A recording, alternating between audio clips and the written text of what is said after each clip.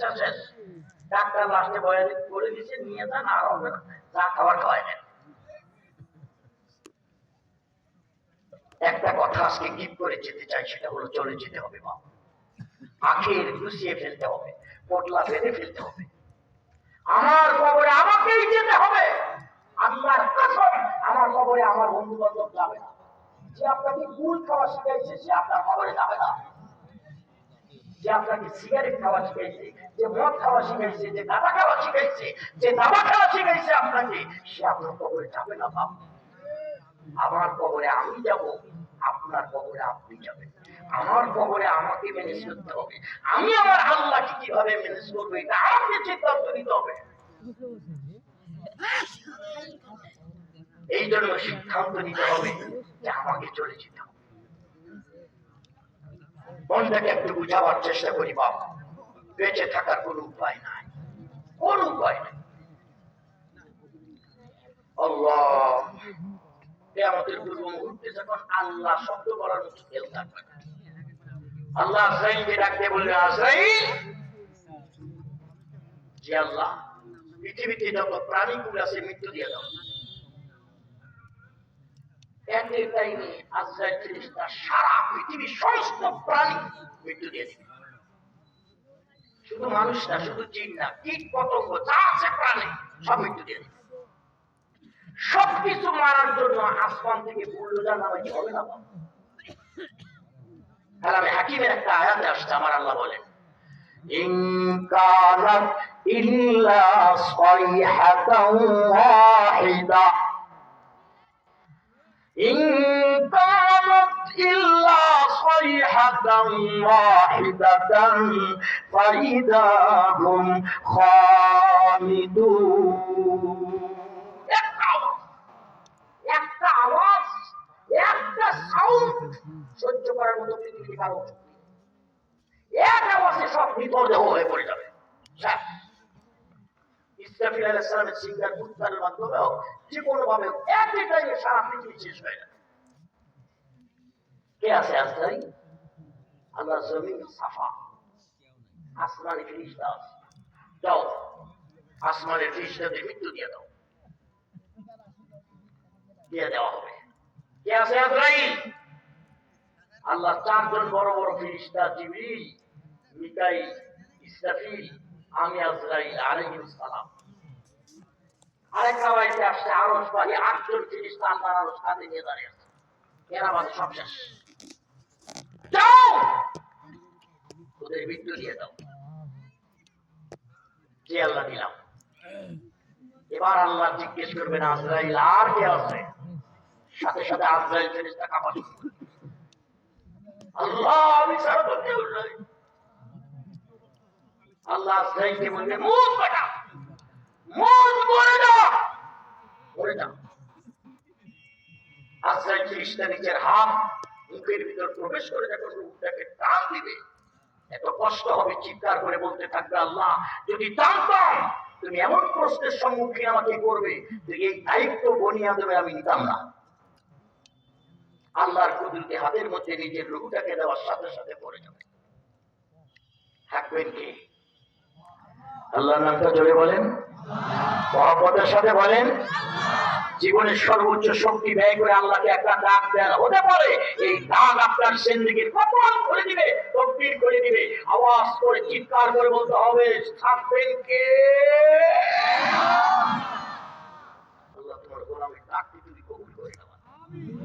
কুল্লু মান আলাইহা fun, fun, fun, কুল্লু মান আলাইহা ফান, ওয়ায়াবকা ওয়ায়াবকা ওয়াজহু রাব্বিকা যুল জালালি ওয়াল ইকরাম।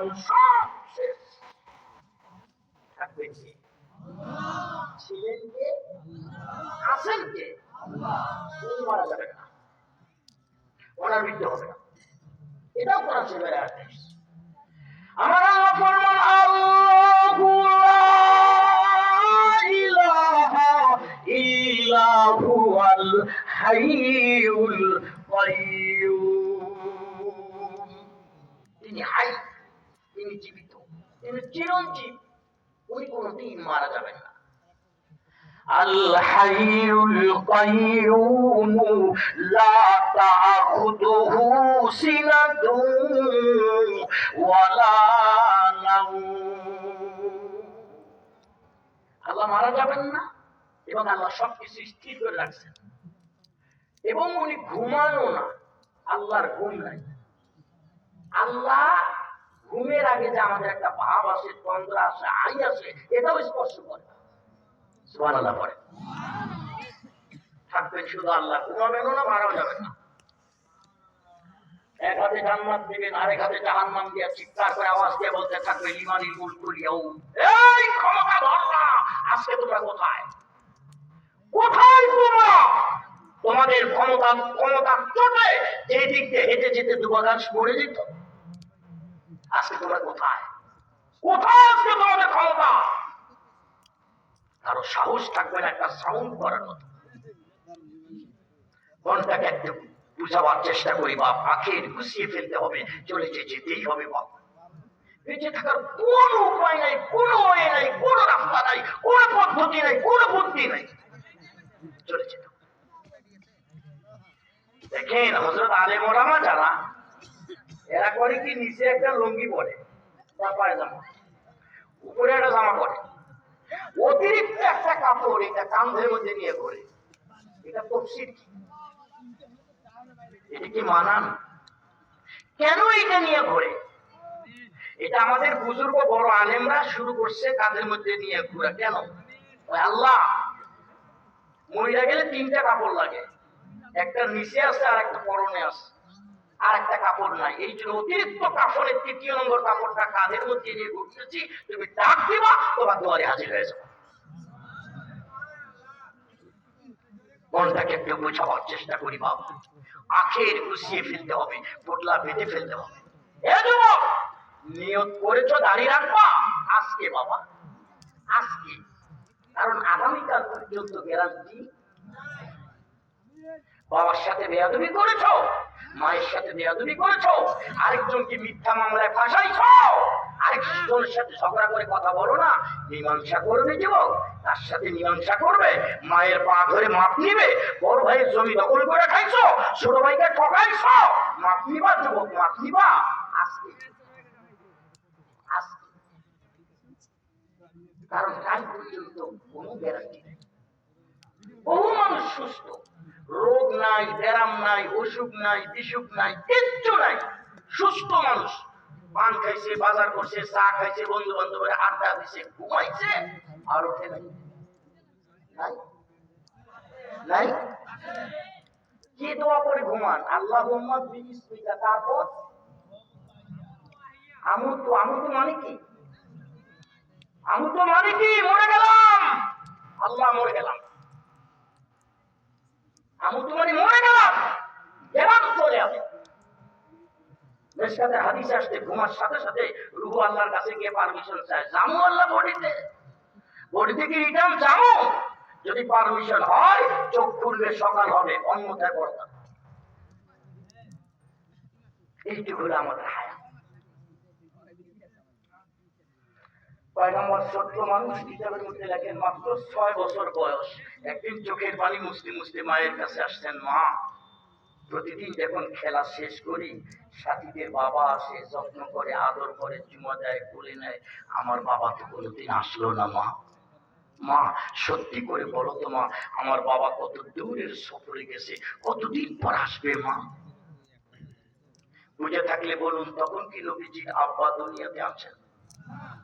নবীজি যখন মায়ের পেটের ভিতরে 6 মাস বয়স, তখনই নবীজির আব্বাজান চলে গেছেন। বাবা, তোমার আব্বাজান মারা গেছে বাবা।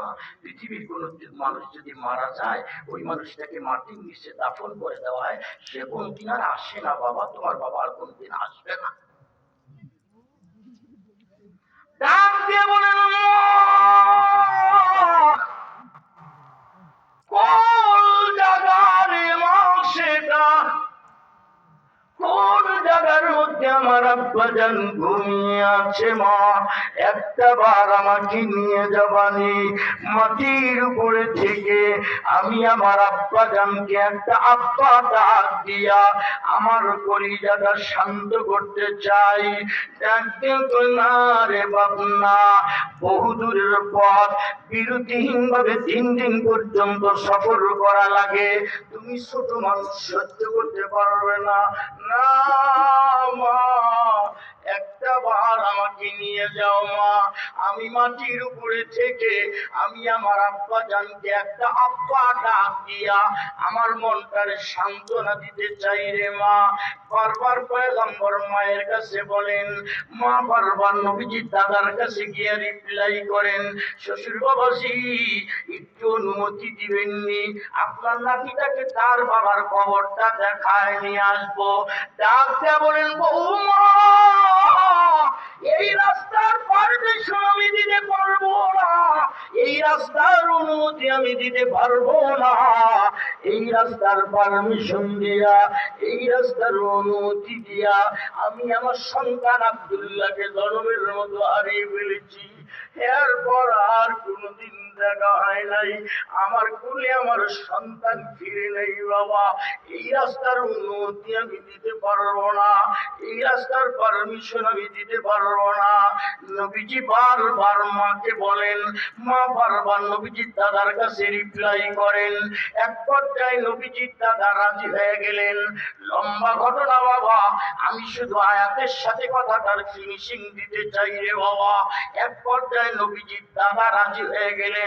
অভাবনাটনের দিন ছিল বাবা, সামান্য একটু খানা পানি, সঙ্গে ঔষধপত্র, সাথে করে একটা বাদিকে দিয়ে দিলেন, দাসীকে দিয়ে দিলেন। বাদি রে, জীবনের মূল্যে হলেও আমার বৌমা আমার নাতি দেখাশোনা করবে। বাদি রে, এই রাস্তার কথা মনে হইলে আমার ভালো লাগে না রে বাদি। এই রাস্তার পারমিশন দিয়া আমি আমার সন্তান আব্দুল্লাহ